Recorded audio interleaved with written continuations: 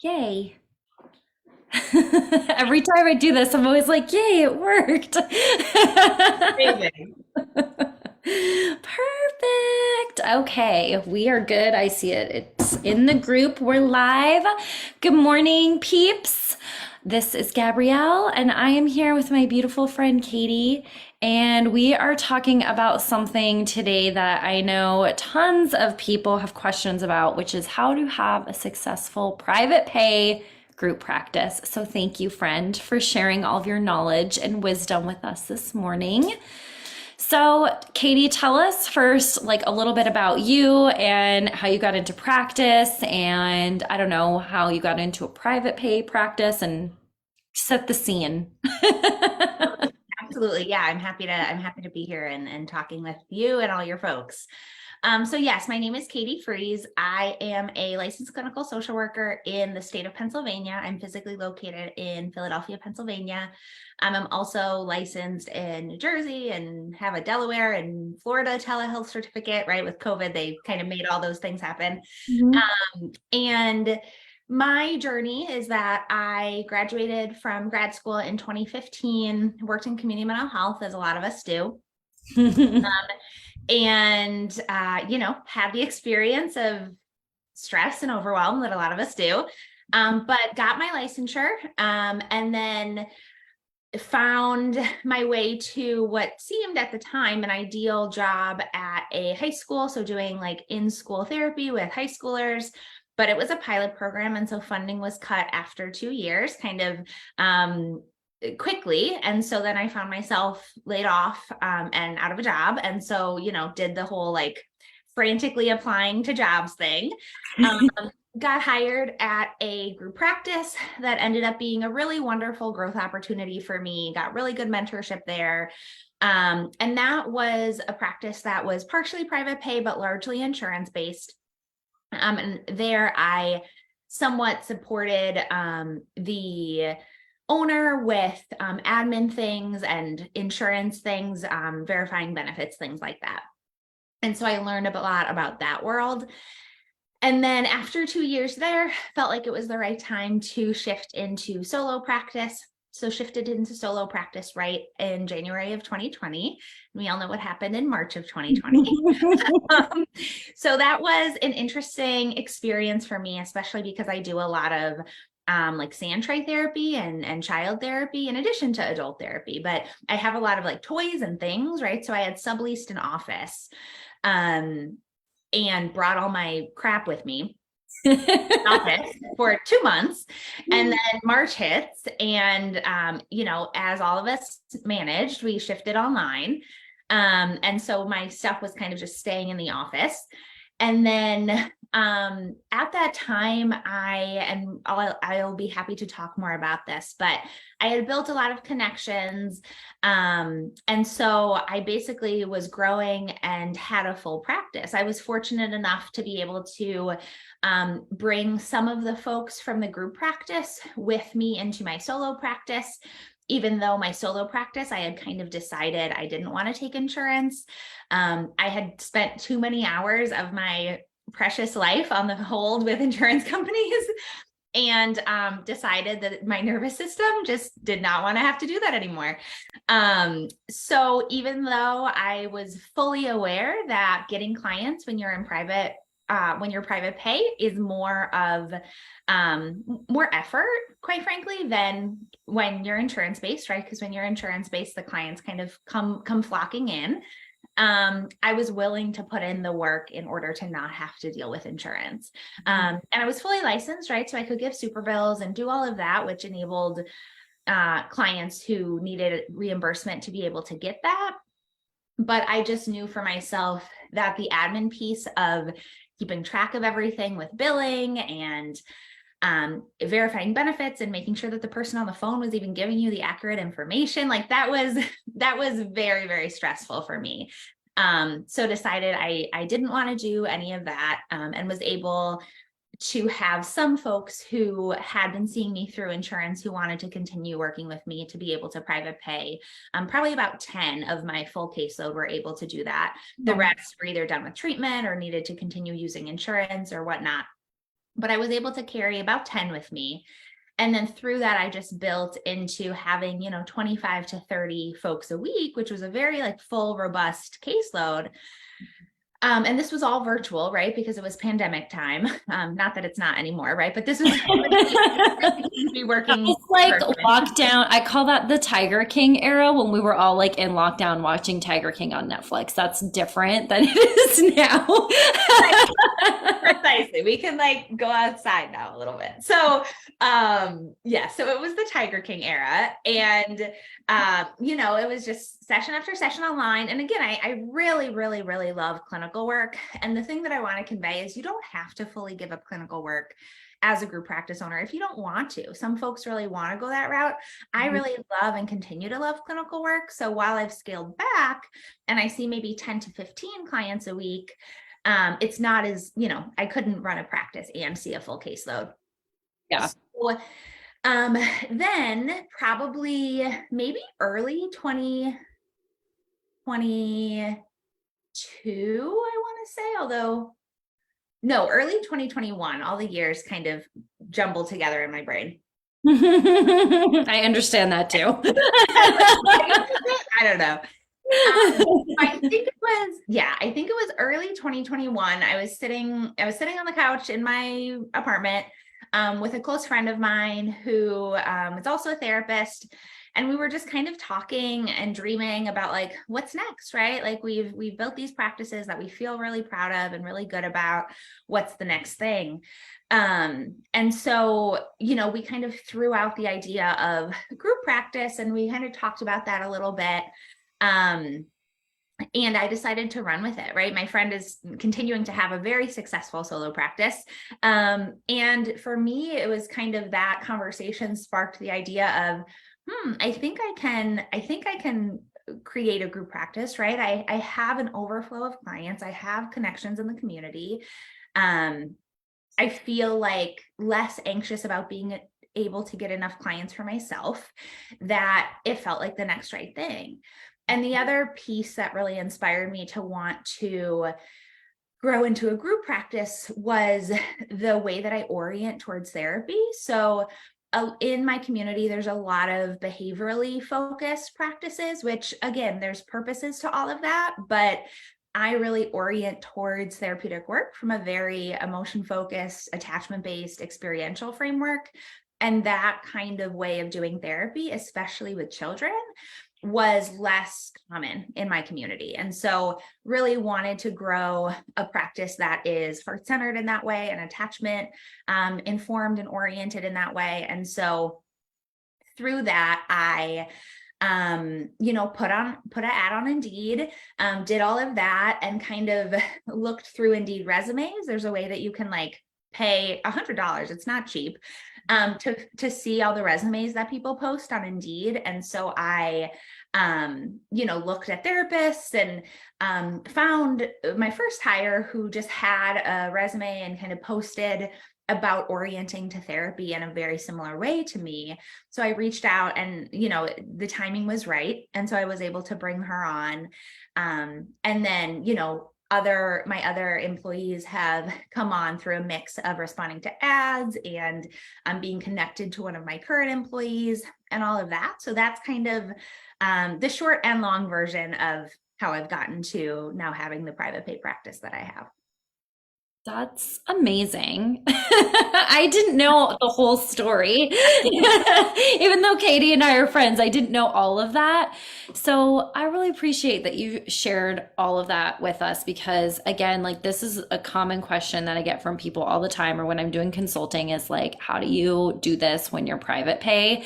And it's like you need a plan, which you had, and you also knew that it was going to be more marketing and more work on that end, which you were fine doing. And I think that's important to note also because it's just fine, but just know that like, thousands of people aren't going to be like knocking on your door. It takes a little bit more finesse and having a plan. And you also grew really quickly. I didn't realize that either, that you just started hiring, like 2 years ago, a year ago?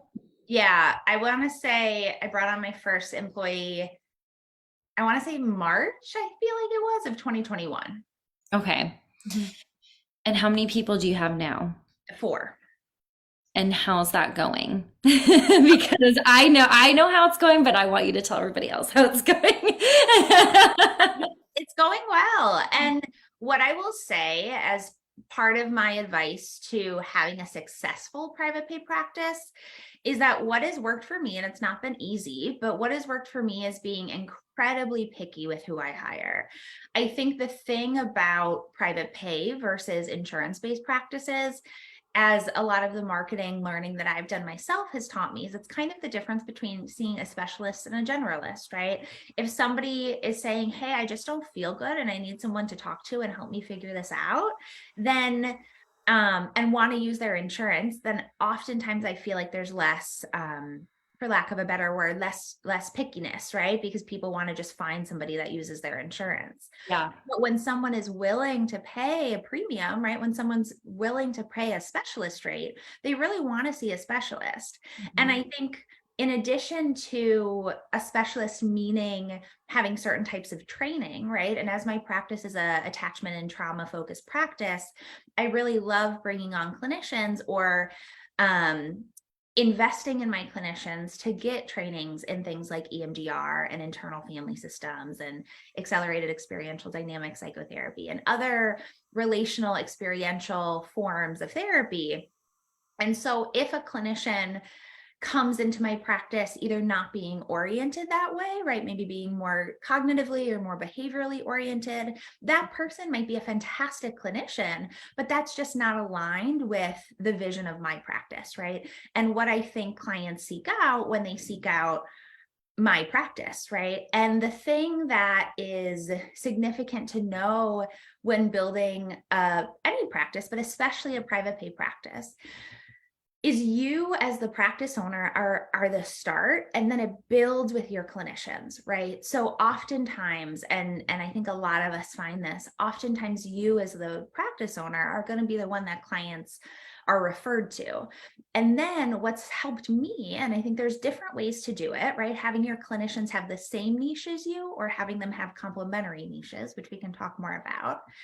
But for me, I really wanted them to have similar niches, right? So for me, doing a lot of attachment and trauma work, both with children and adults, I brought on clinicians who had experience working in residential treatment centers. So doing a lot of attachment-based work with parents and children, right? Especially children who've been through some significant types of trauma, or who have, and this is more recently, also the fact that our practice does a lot of trauma work, especially related to sexual trauma.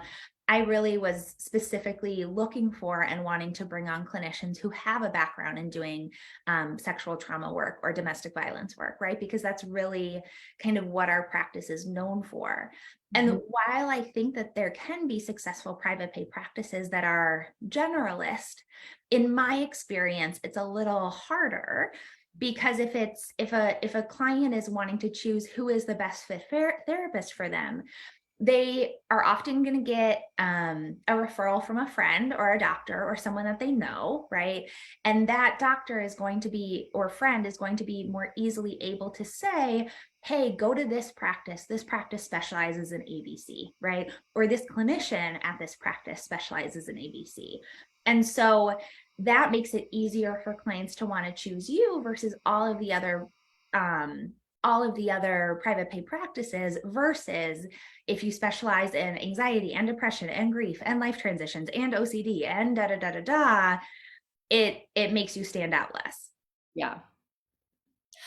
I appreciate what you just said about being really picky about hiring people, because that is something that I preach and when I'm doing consulting with people, and that's come up a couple times this week even, is that it's like your ideal client, but you also have your ideal employee, and you want to make sure that they align with that. Otherwise, and I know we had talked about this too, like you end up with somebody who's not a good fit and you might feel resentful or there might be problems down the road. And so you want to make sure that like who you hire is a good fit for your practice, and also the clients that are coming in the door. That's important too. Absolutely. And I think part of what I've learned through that is like we serve our practice tends to serve a specific type of client, right? So we tend to serve clients who are pretty successful on the outside, right? And don't have a lot of what might be called or considered like externalizing behaviors, right? We tend to, and maybe this is because of like the energy that we put out on our website or whatever the case, or clients who've resonated with me, or right, it could be a lot of things. But we tend to work with, adult women in their 20s and 30s who are fairly successful on the outside, but have a lot of underlying developmental trauma, right? A lot of relational wounding. And part of what's really significant about that is my clinicians need to be warm. They need to be able to connect. So on one level, like, yes, I want you to have certain kinds of trainings because those are helpful therapeutic tools and because clients are sometimes looking for those modalities specifically. But what's even more important to me than you having ABC training is, do I feel connected to you when I talk to you in an interview? Would I want to send my friends and family to you? And if I get the like gut instinct of no, then I don't care how good your resume looks. You're just not the right fit, right? And that's a lot easier said than done when you have an overflow of clients, right? When you are building a private pay practice and you put all of this time and energy and effort into it, and clients continue to come through the door, it's a good feeling, right? You feel proud about what you built. You feel happy that clients are wanting to get the services that you can provide. And so if your clinicians are full, and I've had this situation myself of, if your clinicians are full, you want to be able to hire so that you can have those callers go to one of your clinicians. And I've had to learn over time, like, still be picky, right? You don't want to hire out of haste. You don't want to hire out of not wanting to refer out. Referring out is okay, right? Because then you get to build connections with other clinicians who will refer to your practice in the future. So I've kind of come to the conclusion that it's better to be really, really picky with who you hire, because if you're picky with who you hire, then when clients do come in the door, it's more likely that those clinicians are going to have the skills, especially including the relational skills, in order to retain those clients. Whereas if you hire out of haste because you want to just be able to assign the client to someone at your practice, then yeah, you might assign them, but that clinician might not have the skills to retain them. So that's how I think of it. Yes. Oh my God, I love that so much. And it really goes with what I try to teach people, and even in the name of this group is abundance. Like abundance, I shouldn't say don't, but it can be difficult to not think of that scarcity, especially right now, and think like, oh my God, these clients are calling us and we need to hire somebody because we need to keep these clients. But know that when you refer people out, you are making connections with other people in the community, and that will come back to you. And there is enough for everybody, and you want to do it right so that it feels good. And you don't have other issues or problems with like retaining clients or staff or whatever it is, or more turnover, because we know that that is harder to deal with than, just doing it right from the beginning. So I want to ask you about referrals, because people really wanted to know, like, where do your referrals come from? How do you do your marketing? And I know that you have a very steady flow of clients coming in your door. So talk to us about how you so amazingly built all of that. Yeah. Honestly, like, therapy is about relationships, right? And we know this. And like Gab, one of our close friends, right, Tina, she just reached out to me bravely and was like, hey, do you want to grab coffee? And I am very much, this is probably why I like being a therapist, I'm very much a one-on-one conversation person. Like my favorite pastime is getting coffee with somebody, right? And so like that was able to happen, and now we're very, very close friends and support each other in our businesses, right? And so I say that to say, it's all about relationships. It's all about connection. Do we get a lot of our referrals from clients who've been satisfied and refer their friends? Yes. And that always feels really nice, right? To have the trust of the clients, and for the clients that we're working with, the humans that we're working with, to feel like their needs have been met and they've been able to grow in the way that they want to. And outside of that, our biggest referral source is other clinicians, right? Like, I love clinicians. Therapists are good people, right? Like, and what's really wonderful is being able to have a coffee date with another clinician and show genuine interest in who they are as a person. The thing that I really like to let people know is like, yes, talk about your practice. Yeah, that's important, but get to know who the person, who the clinician is, right? That you're having coffee with. Because if I have a coffee networking date with someone and they show genuine interest in me, then I'm going to feel more connected to them, and I'm going to be able to get a better sense of how do you sit in the room with a client, and what kind of clients that we, you know, really highly value connecting them to a good fit therapist. I want to be able to know the energy you give off in the therapy room, right? Mm-hmm. Are you quieter? Are you more energetic? Or like, what is your energy? Because that's going to make a big difference in if a client is going to connect with you, right? And even when I'm referring clients out of the practice, I take very seriously who I refer them to.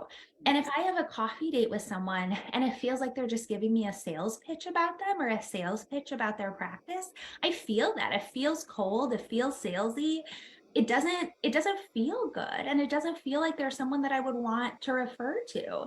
But if I can feel like, oh, you're a real human, like, yeah, you're probably a really dang good clinician, but you're just a good human who knows how to connect with people, then that is going to make me so much more likely to refer clients, especially clients who I know are deeply suffering, to you, right? Because I like you, right? And because I trust you, and because my nervous system feels safe when I'm in the room with you, right? And that's what makes a big difference. And so to answer your question, honestly, I think what's helped us build a big part of what's helped us build a successful private pay practice is relationships with other clinicians. And I like very much love continuing education. And so, you know, I've done in-person IFS trainings and some other types of trainings. And what's really great about those in-person trainings, which, you know, aren't happening as much nowadays, about those, or even virtual trainings with people in your community, is you get to know someone, and sometimes you get to know people on deep levels. And so, for example, given that I've done the IFS training, there will be other clinicians who are needing to refer to an IFS therapist because a client is asking for that specifically. And then if they know me, they will refer to me or refer to the practice, and vice versa. So that's been really successful too. Once again, just love everything that you're saying. But it's true. And even with my practice, the same thing, because people ask me the same question. Even though we were insurance based, people were like, how do you get all these referrals? And how are you hiring? And how are you growing? And it was about connection and relationships with people. And it just took like one or two really to get that going. But it wasn't, I know that, you know, some people might disagree with me, and everybody feels differently. And I know that this way of networking is not comfortable for everybody, but I didn't have a website in the beginning. I did later, and it did have good SEO, and that helped too. But in the beginning, I had already hired 3 or 4 people, and we had no website. It was because people knew us and what we did, and they trusted me, and they trust you. And that brings in the clients. And that is just, I don't know, it's just being open in that way, I guess. And that energy brings you what you need. Okay, so I'm trying to think of if I didn't ask you something else. So I know somebody did ask this, and you kind of touched on this a little bit. It's not necessarily just private pay, but somebody did ask, like, how do you basically build camaraderie with your team, but still be the leader? And again, like, this isn't just you, but you have done a really good job of this. So tell us how you've been able to really create just a good team culture. Totally. I really like, and this is maybe just my style, and I think everybody has different styles as leaders, and things work differently for different people. But what has been really helpful for me, sorry that the lighting in here is not great. It's all good. What has been really helpful for me is just being transparent about what can feel awkward, right? I am not that much older than my team, right? And so in a different world, we could be friends. And I think just naming and having transparent, honest conversations about how that can feel difficult, like weird, can be helpful to just provide open lines of communication.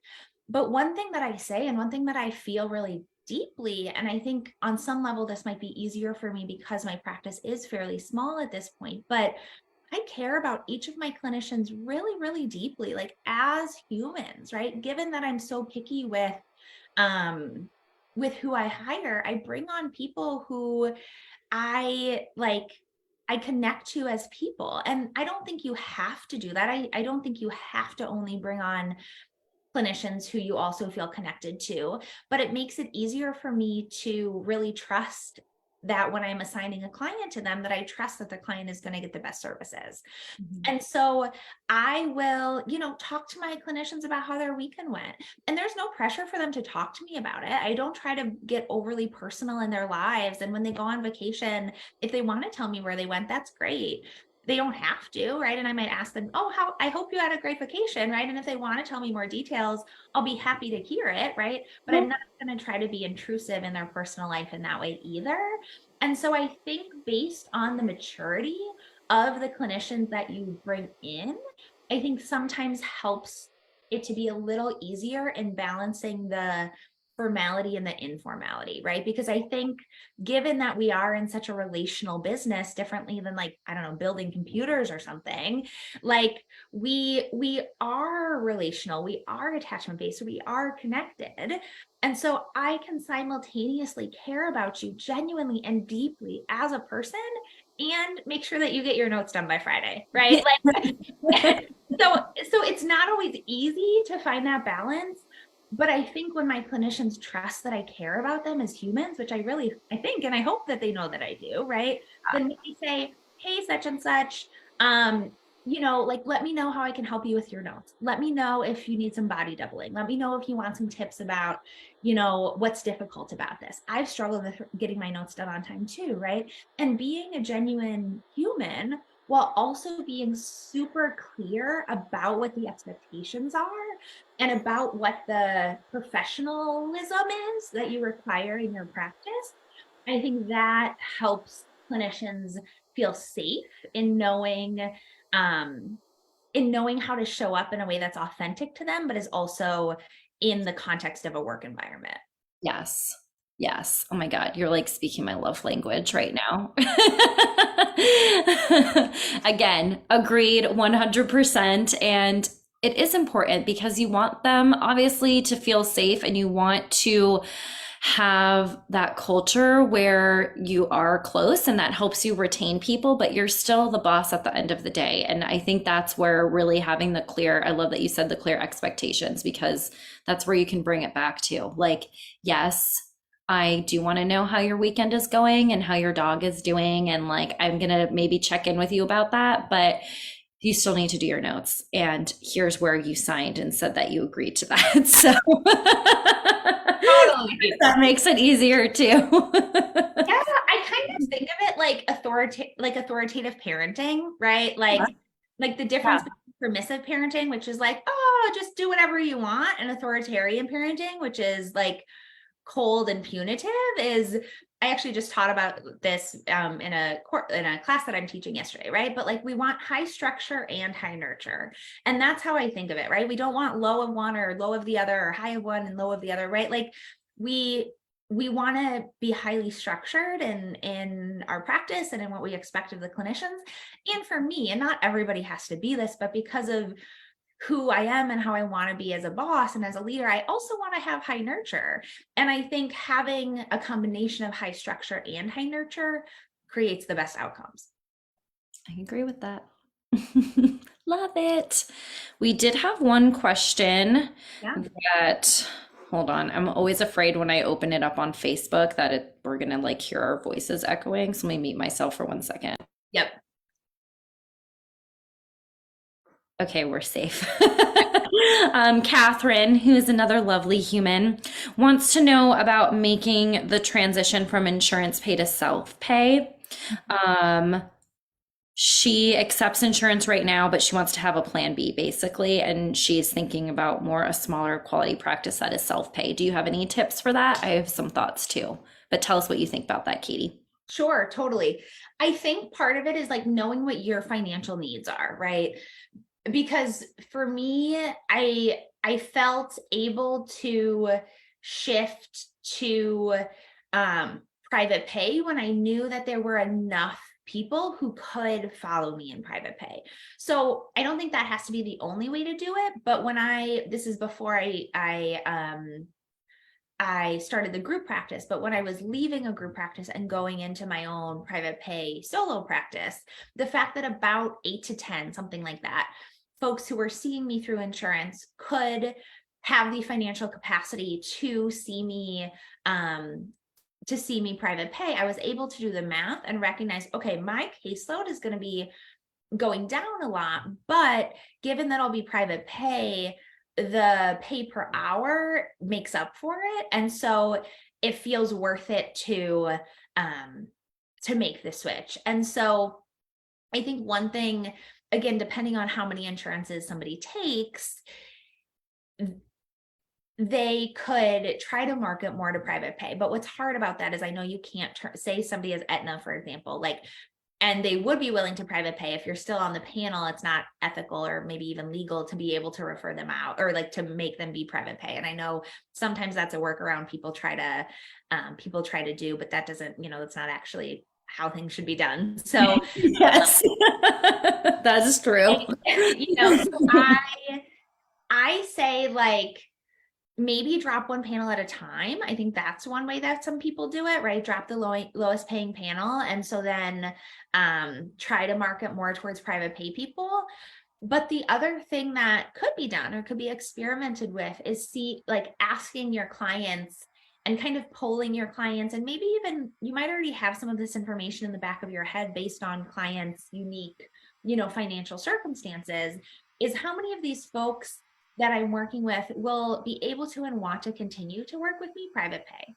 And that might look like maybe if they're if this is like clinically relevant, maybe they'll shift from doing weekly through insurance to bi-weekly private pay. And maybe that's totally fine, right? I wouldn't encourage someone to do that if that's not clinically appropriate. But if they are at that point in their treatment, then maybe that's a way that clients can make it financially viable for them, right? But another thing to consider is like, say the insurance reimbursement rate, I don't know, making this up, is $80, and say your full rate is $150. If that client can pay even $120 or $100, you're still making above what insurance reimburses you, right? Even if it's not your regular rate. So those are just the things that I would think about in terms of like, do you feel like you want to maybe start by sliding if it feels too financially risky to totally like only stick to your private pay rate, your full private pay rate. So I think there's a lot of different ways to navigate that, but I'd love your thoughts too, Gab. That's pretty much what I was going to say. So yeah, think about dropping your lowest panel first and seeing how that goes, not doing it all at once, but knowing that when you do that, like again, some of those people might be able to private pay and some might not. So you might retain, if you drop Aetna and you have in your group practice 20 clients who have Aetna and 10 leave and 10 stay, you lost 50%, but the 50% that stayed are going to be paying more than you were getting reimbursed from the insurer. So it kind of like evens out. So that's really a good way to do it, and just plan for that. Also financially, like there might be a dip in the beginning. So making sure that you have a little nest egg and getting the community and your referral sources and your clients like ready to know that there is going to be a shift. So that's important too. So like, if you have referral sources out in the community, like doctors or hospitals or other social workers or other therapists, like letting them know, hey, I know that you refer a lot of people to us who have Cigna, but we are actually not going to be in network with Cigna anymore because of this. And guess what? Now we don't have to worry about all the prior authorizations and blah, blah, blah, blah, blah. And you can, do your thing and market it that way and explain why it's going to be better for them. And I will also say, sort of related to this, but not really. I'm having somebody come next week who normally I try and space these lives out a little bit more, but the timing just worked out. And she's coming on Tuesday, and she is a CFO, and her business does fractional CFOs. So she's going to talk a lot about how do I afford to hire people? How can I afford to make a shift like this? And talking about financial projections. So again, if you can't come live, I think it's going to be 9 Pacific, 12 Eastern on Tuesday. And of course, it'll be recorded. So, and if you have questions about that, put them in the group and I'll make sure that we ask her. Her name's Andrea. So that can be helpful too. Again, to have a plan to talk to your people, whoever your people are, your accountant, your financial advisor, if you have one, but really your accountant can do those projections for you too. And they can run the numbers and do different scenarios so that it's not just like I don't really know what's going to happen, but it's more like, yes, if we do lose 50%, this is how we can manage that over the next couple of months. Okay. Go ahead. Go ahead. Yeah. I was just going to say with that too, I think, and I know that this is something that's stated over and over again in like the therapy world and the marketing world, but I think it's overstated because it's a really true point. Like really, really niching down is going to help get those private pay clients, right? So whereas somebody could be a very successful generalist taking insurance, I think if you switch to wanting to be private pay, the more niched you are, the better. So then people will know, okay, you're the one to go to. And I see, sometimes websites saying I work with anxiety and depression and life transitions and grief and OCD and this and that and this and that, right? And maybe the person really does, but when I see those websites, if that's a private pay person, I'm less likely to refer to them versus say I have a friend who's going through postpartum and that person's whole website talks about working with postpartum issues. Even if I don't know those clinicians, right? If one is clinician A and one is clinician B, and I don't have any personal connection with either of them, but I have a close loved one who's going through postpartum issues, and like clinician A's website talks about everything and postpartum, and clinician B website just talks about postpartum, I'm going to refer them to clinician B, right?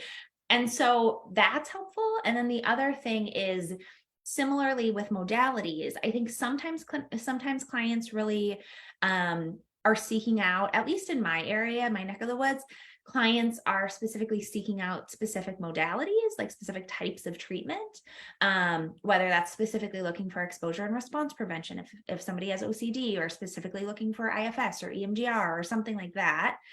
Then if a clinician has that specialized or specialty training, I think they're also more likely to get private pay clients. So those are the kinds of things that I would consider when making the switch.